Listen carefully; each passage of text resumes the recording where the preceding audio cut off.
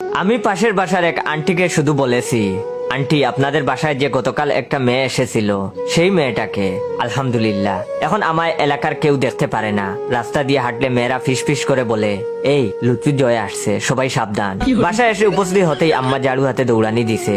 দৌড়াতে গিয়ে হুচট খেয়ে পরে গিয়ে ব্যথা পেয়েছি, তবুও আবার নির্লজ্জের মতো বাসায় এসেছি।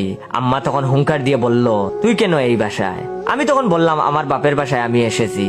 তখন তিনি বললেন খবরদার, মুখের উপর কথা বললে তোর মুখ সেলাই করে দিব। আমি তখন বললাম আমি কি করেছি সেটা তো বলবে। তখন তিনি বললেন বলার মতন মুখ তুই রেখেছিস?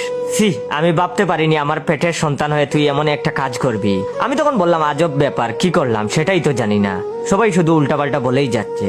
তখন তিনি বললেন তুই পাশের বাসায় বেড়াতে আসা মেয়েটাকে কি বলেছিস? আমি তখন বললাম কিছু না। তখন আম্মা বললেন তোরে করলা বাজি দিয়ে গাড়ামু হারামি, ফাজলামু করস? আমি তখন বললাম তুমি কি নানি লাগো যে ফাজলামু করবো? তখন আম্মা বললেন কিছুই যদি না বলিস তাহলে তোর আন্টি কেন বিচার দিয়ে গেল? সবাইকে বলে বেড়াচ্ছে তুই নাকি ওই মেয়েটাকে ডিস্টার্ব করিস, প্রপোজ করছিস, হ্যারাসমেন্ট করিস, এসব কি? আমি তখন বললাম আম্মা বিশ্বাস করে এসব মিথ্যা। তখন তিনি বললেন চুপ, একদম চুপ, এলাকার সব মানুষ কি মিথ্যা বলে? তোরে আমি হারে হারে চিনি। আমি তখন বললাম চিনি নাকি গুড় সেটা পরে দেখা যাবে, কিন্তু আন্টি সত্যি মিথ্যা বলেছে।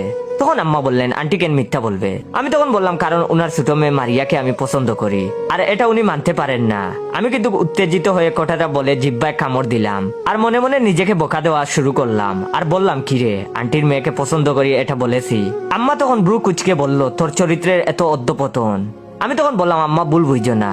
তখন আম্মা বললেন বের হো বাসা থেকে। আমি তখন বললাম আম্মা সরি। আম্মা তখন বললেন এই মুখে আর কখনো আমায় মা বলে ডাকবি না। বলেই আম্মা আবার ঝাড়ু হাতে দৌড়ানি দিয়েছে। আব্বাও মেসেজ করে বলে দিয়েছে আর কখনো আমায় বাবা বলে ডাকবি না। তাদের দেখা দেখি ছোট বোনও ফোন করে বলেছে তুমি আমায় বোন ডাকবা না, যদি ডাকো আমি বাসা থেকে পালিয়ে নেপচুন যাব।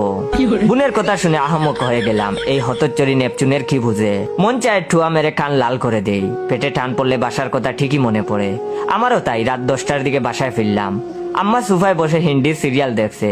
আমি দরজা দিয়ে মাথা দিয়ে ইঁদুরের মতন মাথা এদিক সেদিক করে তাকালাম, আর আম্মাকে ডেকে বললাম আপু আসবো।